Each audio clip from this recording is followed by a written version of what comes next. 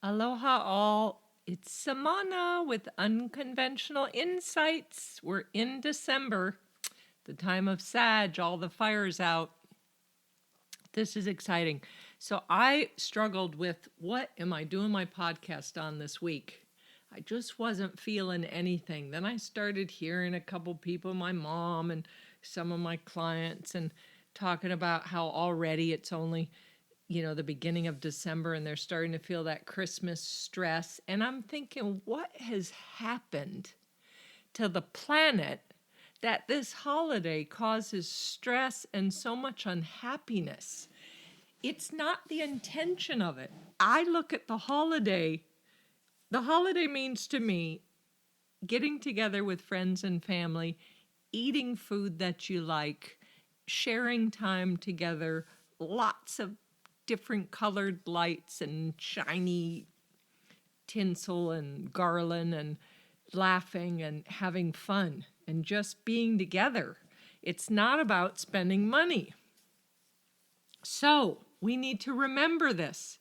So the blessing for me is this year personally, I'm a bit financially deficient more than I have been in past years because I'm building a new business. I'm in a new community that I'm just getting known. I'm doing my meetups every month. I love that. I'm starting to meet more people, and it's allowed me to uncover every inner gift or skill that I didn't know I had, just to approach this new world of starting over. It's never too late. I'm 50 something. Who cares? So it's never too late to start over, to change careers, to do what you truly love. And this is my blessing for everyone that's supporting me out there by listening to my podcasts, my family, my friends, my father, my partners, my daughter and son, and everyone, dogs, friends. Like starting a new business, as I said, it's challenging, but it's everything I love. I feel totally blessed that every client that I counsel, every workshop that I teach, everything that I'm offering people and changing lives with insight, with my writings, with my podcasts, is what I've wanted my entire life. So I have life purpose and I feel so blessed. Anyways, let's get back to this. This is the 23rd podcast. I'm calling this A Memorable Christmas. So this is not about looking at materialism. It's about, I'm looking at my emails. I'm sure this is happening to all of you out there. Since Thanksgiving, I've had so many emails that I'm taking almost 10 minutes a day to unsubscribe. And I'm still getting 60 to 80 emails of stuff I don't even know who sold my emails to who, because it's just so ridiculous about here's, Cyber Monday, here's Black Friday, here's pre-Thursday, here's like Giving Tuesday. Giving Tuesday, I love that. But anyways, so it's not about money. It's about the spirit, for you to really think, what were your happiest times growing up? Or what was one of the best Christmases you ever had? And what made it so wonderful? And really stop and think about that. Really contemplate that question and see what was the quality about it and how can you bring that to yourself.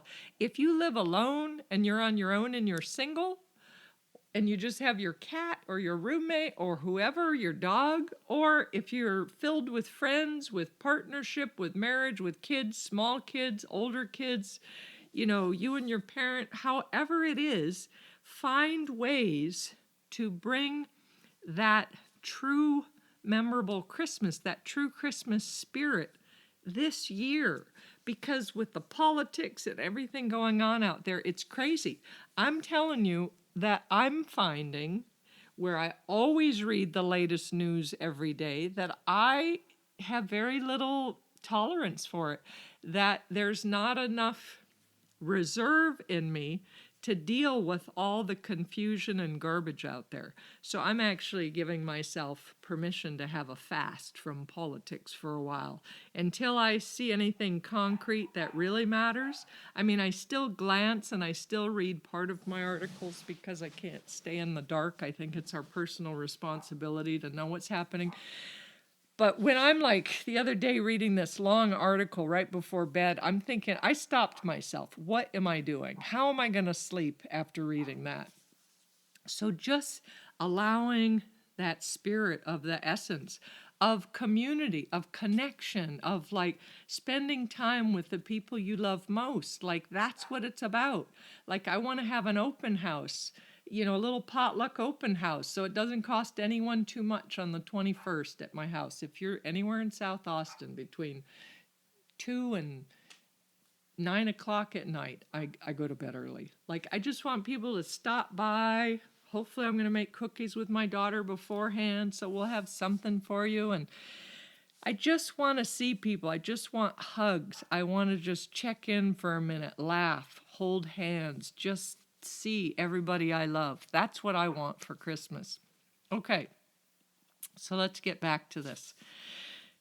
So some of the things this year for myself is learning how to do this podcast process, writing a lot and trying to learn editing, which is not my strong spot, learning marketing and online skills. I never thought I'd need to learn any of this stuff. But all of these challenges this year, and we could look at this, and I'm giving you my personal experience because if you had a hard year, or if you're in a bad place right now thinking everything's stuck, everything's too much, everything's heavy, everything's overwhelming, I want you to see that if we look at our challenges with a new view, that a challenge is an opportunity to pull something from deep within yourself, to pull a skill and an ability that perhaps you've never brought out before to meet the circumstance. And the more new things that are happening, if we could be kind to ourselves and not beat ourselves up, these accomplishments are doing several things. It does two very important things. The first is, as I've always said, doing something new is creating new neural pathways in our brain. So it's keeping our cognitive ability bright and alert and on. And the second thing is it's building our self-confidence and our self-worth. So taking on new challenges or learning how to open our view to change our perspective is a step towards greater awareness, feeling more satisfaction and ease in my life, and it's soothing to the heart in our lives, and it's soothing to the heart. So I'm here to show you, let's look at this whole holiday session, this season, as something to look forward to, not how much money it's going to cost you. Let's pretend everybody's on a material fast.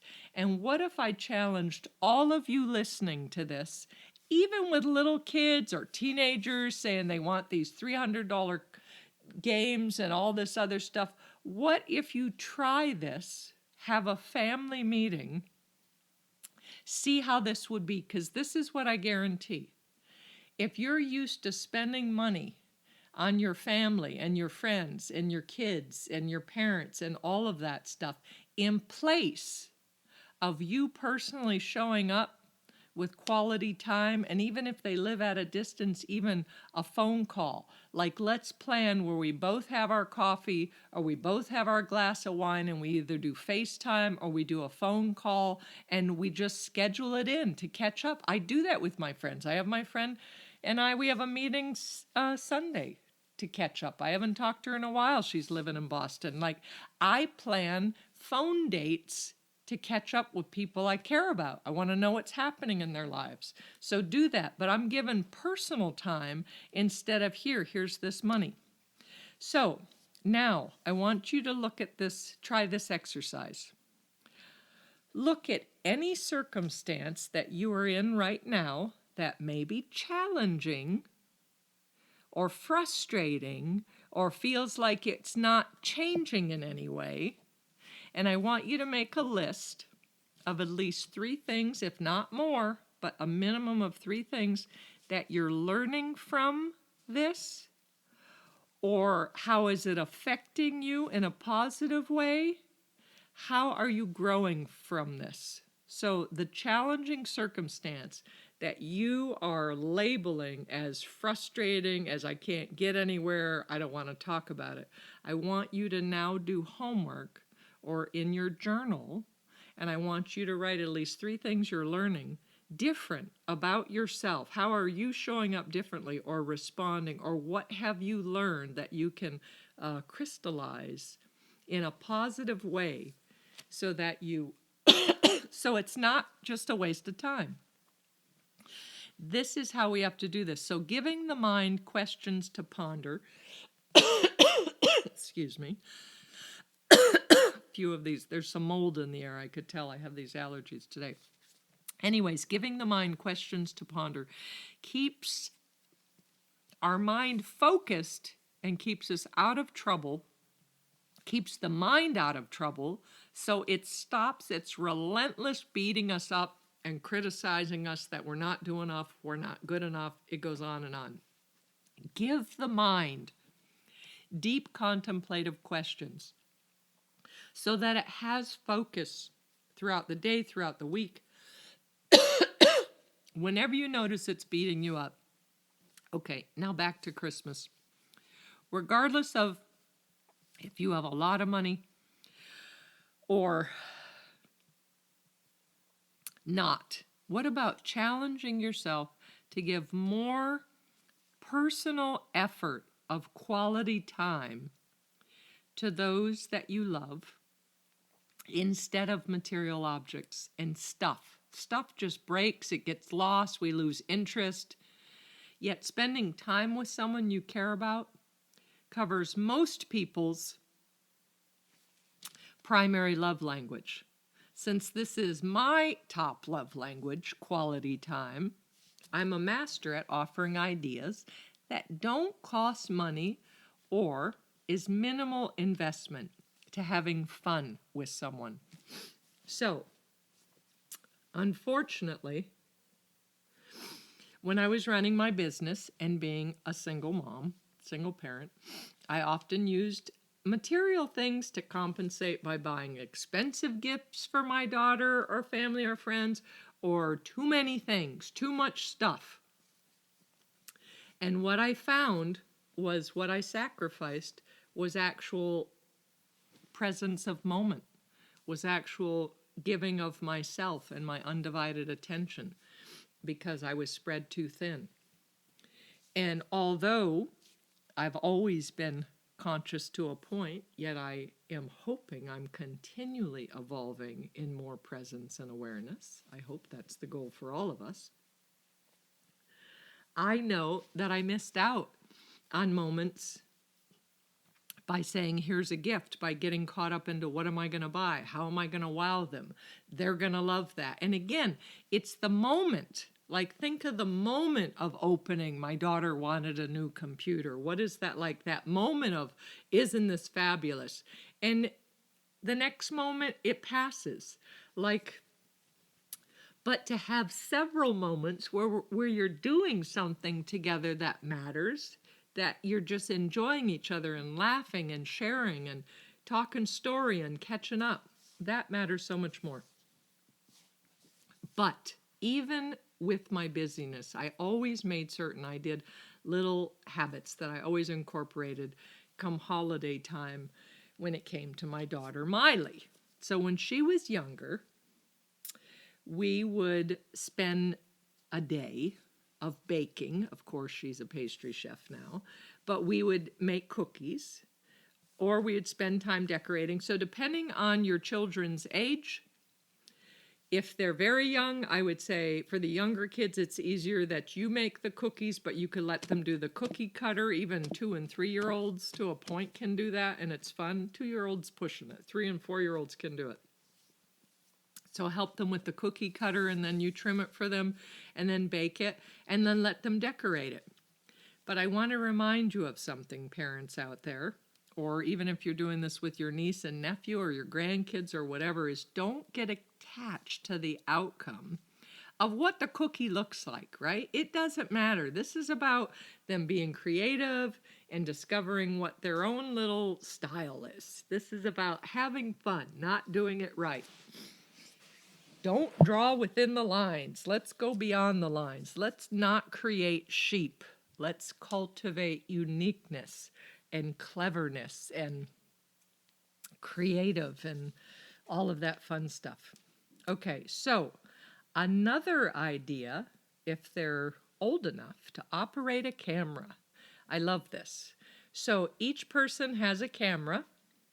So if you're doing it with your partner, if you're doing this with a family, if you're doing with a group of friends, and what you do is you decide as a group, if it's a group of you or in partnership, on a destination. And again, in partnership, all of you have a phone with great cameras on it. So this can apply even to there. It makes it very easy.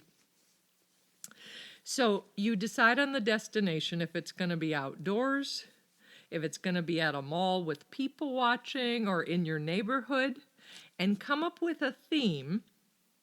Maybe, for instance, the theme could be happy people, where you're going to capture smiles or fun moments from strangers at the mall or as they're walking around.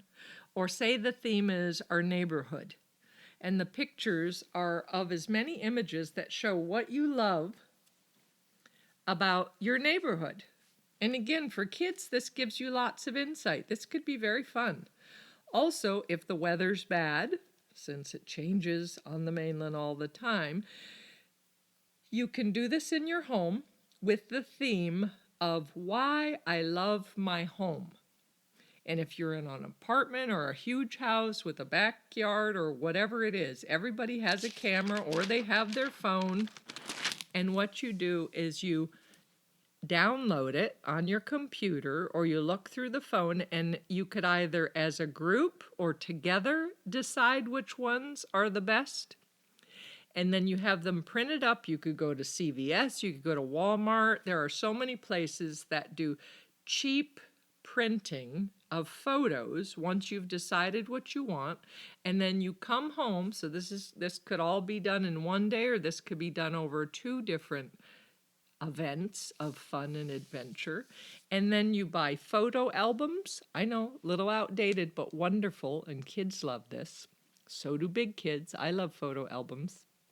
So you either put together a photo album together as a family, as a couple, as friends, or you can make a collage together of the pictures you decided, and you could even cut the pictures up so that they're different shapes on a collage. Now, if your kids are old enough, everyone can make their own on their computers or whatever, and then share it when you're done. And everybody says, okay, it's your turn to share, and then it's your turn to share, and that's wonderful. And it becomes fun because it's creative. You're spending time together. You're creating stories about what happened when, and when you took that picture and how that woman looked at you, and it just becomes wonderful. Now, I want to share a Miley story about my daughter. The first time, I think it was the first time we went to Paris, and she was either 11 or 12. And she had a digital camera, and she was taking pictures all the time, just these random things, wherever. Here's one of the greatest cities in the world. And we're downtown in Paris, and we're at the Palace of Versailles, and all of these things. And I'm like, she wanted the camera, so I'm like, take the picture of this, take the picture of that. I'm like, Miley, here's the king's, bed, take that picture. I'm like, here's the Hall of Mirrors, take that picture. And at the end of the day, I'm in our hotel, and I'm looking through the camera. And I'm like, Miley, what have you done? Like, you didn't get any of the pictures I wanted you to get. And I start deleting all these pictures thinking she's wasted all this time. So this is embarrassing for me to admit, but I learned something from it. So I want to admit it for any of you. It's all about honesty. So as I'm looking through these pictures that she chose to be important as opposed to your typical click and shoot that everyone would say, oh, that's nice, and then move through it because it won't hold your interest. I'm looking through them and I'm seeing, okay, for instance, she took a picture of this stuffed rabbit in the corner of one of the bedrooms. Not of the bed or the bedroom, but this stuffed rabbit that you could barely see on the floor off in the corner. Or there was one picture she had, which were the metal spikes on the top of the roofs in Paris. And they have these big spikes coming out to keep the pigeons off. So I'm like, she saw that and she would do it at an angle, not even the full roof, just a portion, like a corner with the spikes. And I finally get to this one picture. So I'm deleting these. You got to know I'm just deleting these because here's my little closed-minded view that I know how pictures should be, and she's ruined this. And then I get this lightning bolt, this revelation in me. And I'm thinking, wait a minute. Instead of what I think she should have taken, I start looking at the pictures she's taken, and I see a part of my daughter at 11 years old that I never saw before. Here's this kind of quiet, takes a while to warm up to you sort of little girl that had such an eye. It's like I gave birth to my own Fellini.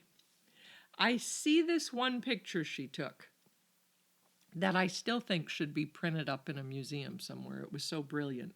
And it was in Paris, in the street. She found this old pacifier that fell in the gutter. And there was just this perfect classic shot that said so much behind the picture of this pacifier in the gutter of the streets of Paris. That said so much more than here's this big golden statue, or here's this famous museum, the Louvre. There's a million pictures of those. So I'm grateful my consciousness eventually kicked in, and I realized that my daughter is brilliant, and she continued being brilliant. And after that point, because I so deeply apologized, Miley, I am sorry that I deleted any of your pictures. You are an incredible artist. You're an incredible visionary. And she continued to take pictures throughout her life. When she first got her license and her first car, I'm sorry about my coughing. There was this one picture where she took of her reflection in the side mirror of her sitting in her car. And it wasn't a selfie. It was the reflection of her in the side mirror. It was so brilliant and creative. I was so proud of her. It was wonderful. Anyways, so allow your kids to be creative. Learn something about your partners, your friends, whoever, how they're sharing their pictures. This is how we see. How is someone's view, right? All of us, if we were all looking at the same thing, the same object, we'd all describe it in a different way because we all have a different view.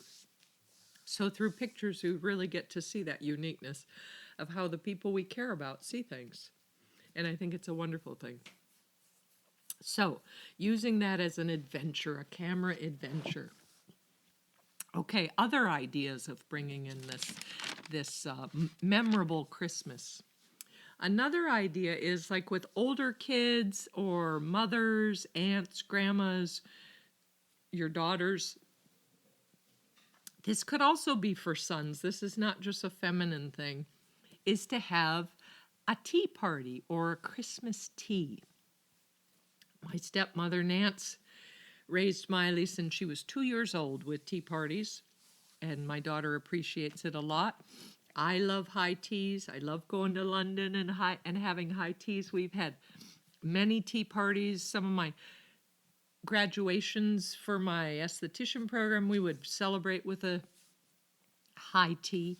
But you could do this with your friends and basically get some type of holiday cinnamony, gingery tea and make your little cucumber cream cheese sandwiches where you cut off the crusts, of course. My daughter was always, make sure you cut off the crust, Mommy. Yes, that was important. And then you can make scones with little jam, like strawberry jam is pretty classic. and clotted cream or a lemon curd. That's very English. If this is more for adults, then you do all of that, yet you have it with champagne. Everybody gets to dress up in their finest attire with their pearls, their hats, however, and just have fun. Have a fun Christmas tea party. So that's an idea. Now, with your partner, again, instead of spending so much money and just getting caught in the busyness, I love to go for drives. I've done this with my dad, with my daughter, my kids forever, where you just go driving through the neighborhoods with all the Christmas lights up. Or you find a wonderful neighborhood that has everybody participating with their Christmas decorations at night, and get out of the car and take a walk hand in hand, snuggling. Bring a thermos of something you enjoy drinking, hot chocolate or eggnog with brandy or cognac or however you roll. But that's a wonderful thing to do. Also, a thing is having a craft party. So this is where you're making ornaments or so I always did this. For Thanksgiving, we always had a lot of people. We'd have anywhere from 12 to 20 people for Thanksgiving and for Christmas. And I'm starting, as I said, this year I had 8 for Thanksgiving. I feel like I'm starting to arrive in Austin, and the more people I have, there's power in numbers. I love that. That's my big Italian family way, is to have my friends and family gathered with me. But always while Miley was growing up, because kids get bored and it's a long time to wait for the food to come and the adults want to socialize and not want to get irritated, is that I had a separate room with lots of plastic tablecloths and everything prepared.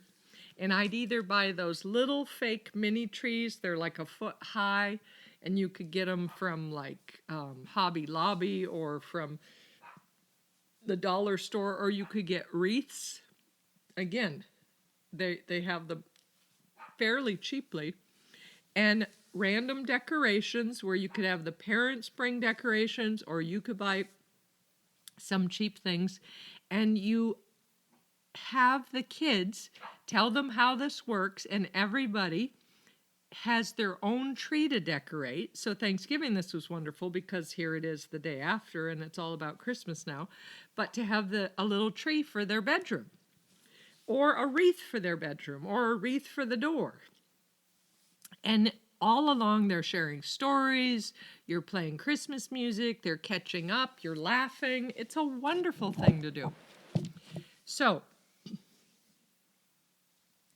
other things when you're doing these. So I often would buy just the blank ornaments, and then I would buy non-toxic paints with little paint brushes and things, or we would have glue, Elmer's glue, or you could do glue guns if they're a little older, all kinds of glitter. All this stuff is at the dollar store.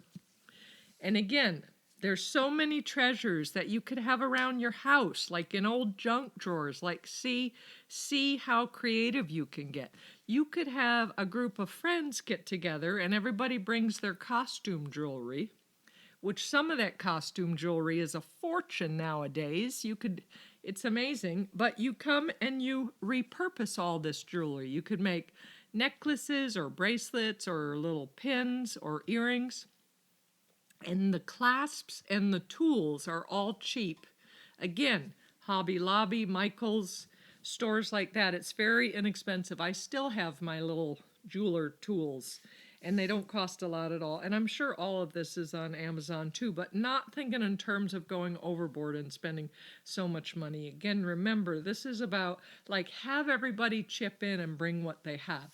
We usually have so much garbage in our life and hidden in closets, in linen closets, in our garage, and just start picking through that stuff and see how can you repurpose it. Often, so you could do another thing where people, like amongst friends or family, where everybody finds a gift, a used gift, right? So this is like your white elephant or your but it's a repurposed gift. So you find a gift that you have, something that you no longer need or care about, and you decide who is the one person. Like if it's a big group of family members or a big group of friends, everybody picks a name out of the hat. But for you to take something that's still of value, but you don't have to buy it. It's something like, be it if it's a dress, or if it's a piece of jewelry, or if it's a statue, or a painting you have, or who knows what it will be. And that is something where everyone agrees, let's take something that belongs to us that we're going to wrap beautifully and give to the person that we choose to exchange gifts with. That's another thing to do. It's a beautiful thing. Okay, a couple other ideas because I know we're at the 30-minute marker. So another fun holiday adventure is going for a hike and finding the most unusual, the most amount, or the biggest pine cones. In Maui, we'd go to Puli Puli Forest.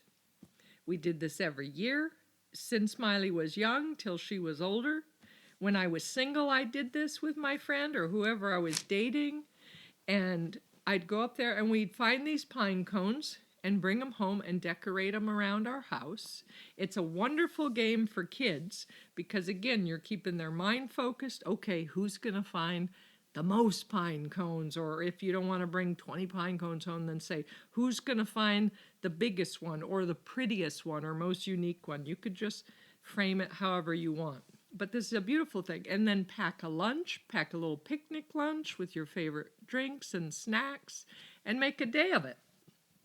And for my Hawaii listeners out there, again, either go to Puli Puli because it's 20 degrees in the wintertime up high enough in Puli Puli or at the crater. So we have cold if we want it.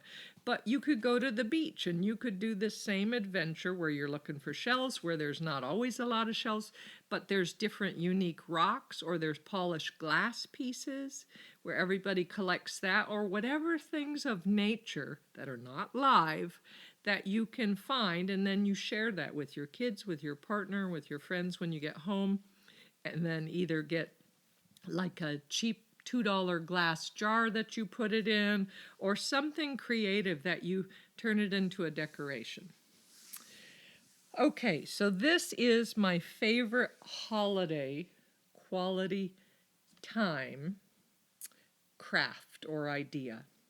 So this is where you get a jar, like a mason jar, or any kind of jar, and you decorate it, and you write on it, blessings jar.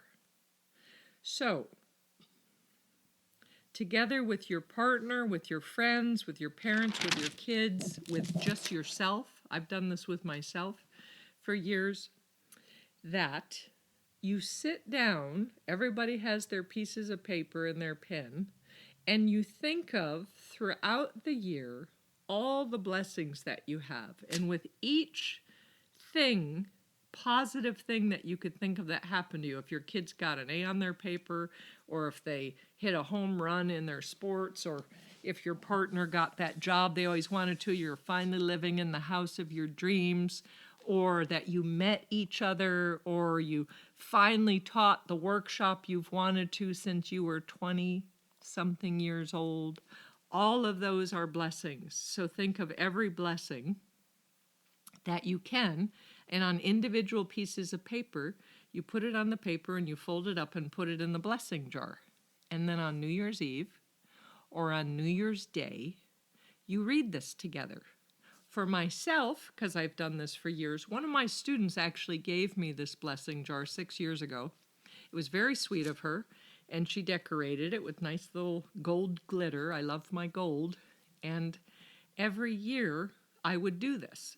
So throughout the year, because I keep it on my mantle above my fireplace, if in the future, once you have your blessing jar, throughout the year, as something positive and beautiful and blessed happens to you, to write it down and put the date on it. And if more than one person is adding to that blessing jar, have them put their name on it and fold up that paper and put it in that jar. And remember, so this is a way that throughout the year you could hold each other accountable, where you're like, okay, that was a blessing. Did you put it in the jar? Instead of life is hard, nothing good happens to me. Because we all have blessings, no matter how challenging life can be.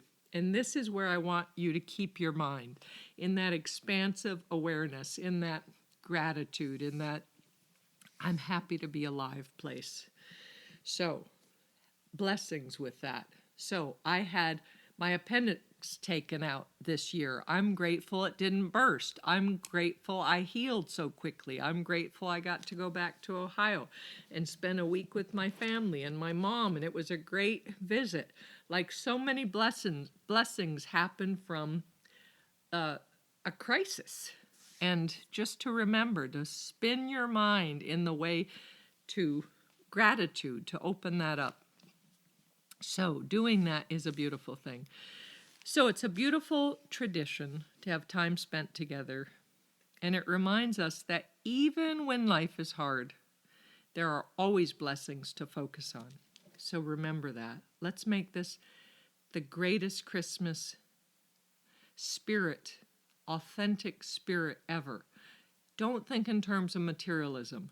Think in terms of time spent. And even if you have teenagers and older kids that are used to materialism, because this is how it is, I guarantee if you think of something that they really enjoy and you go do it with them, that will mean more to them one-on-one, your attention with them, than anything you could buy them. So we have to reprogram them, get them in their heart, and take away the patterns of the bad habits we got into with money. Okay, I'm going to talk about some of my workshops, bringing business up here. So I do have my microneedling workshop in Maui. I'm going home for a visit. I'm so excited after 5 years. January 13th at the Temple of Peace in Haiku. That's $250, and it's from 10 to 3. So that's microneedling, nano needling, and I need a $125 deposit via Venmo, like ASAP, because I'm almost sold out of those spots. I'm only taking 10 people. So contact me, 808-283-7587.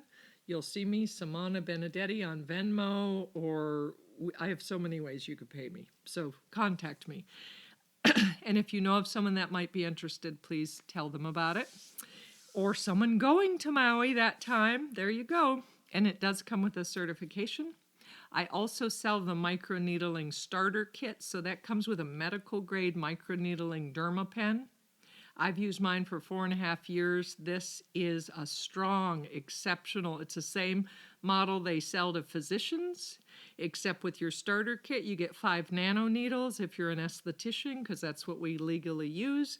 And then you have 5 of the micro needles, and then it comes with hyaluronic acid serum and an oxygen serum that are just pharmaceutical grade high quality, and that's $11.95. I actually need you to, if you're interested in this, to order it. At least contact me and pay for that, order that within the next couple of weeks if you want it by the end of the year or the beginning of January, because it's going to be on back order. I just talked to him. He had 6 and my manufacturer, and he sold them all. So he's placing another order for 5. And I'm like, I think that's going to sell out. So if you're interested, contact me.